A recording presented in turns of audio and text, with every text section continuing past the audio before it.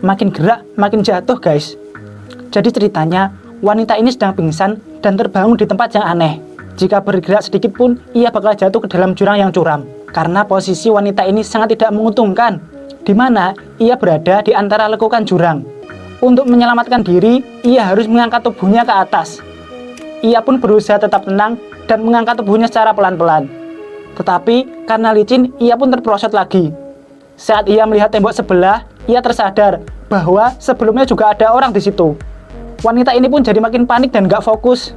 Sialnya malah turun hujan guys, sehingga tangannya makin licin lagi. Ia pun berusaha dengan keras dan mengikat kalung di tangannya. Tetapi perjuangannya sia-sia.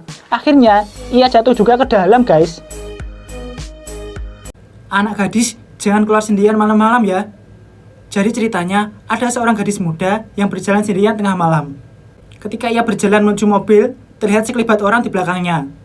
Ia pun terkejut dan menengok ke belakang. Namun ternyata tidak ada orang. Ia pun segera memasuki mobilnya. Kemudian muncul sosok wanita berbaju kuning yang terlihat meminta tolong. Wanita itu terlihat seperti sedang dikejar oleh sesuatu guys. Dan ternyata ada sosok tangan yang menarik wanita itu dari bawah kolong mobil. Gadis muda itu pun kebingungan. Ia lalu keluar dari dalam mobil karena melihat ponsel yang berdiri di luar. Saat ia berjalan, sosok tangan sebelumnya muncul lagi dan coba untuk menarik gadis itu.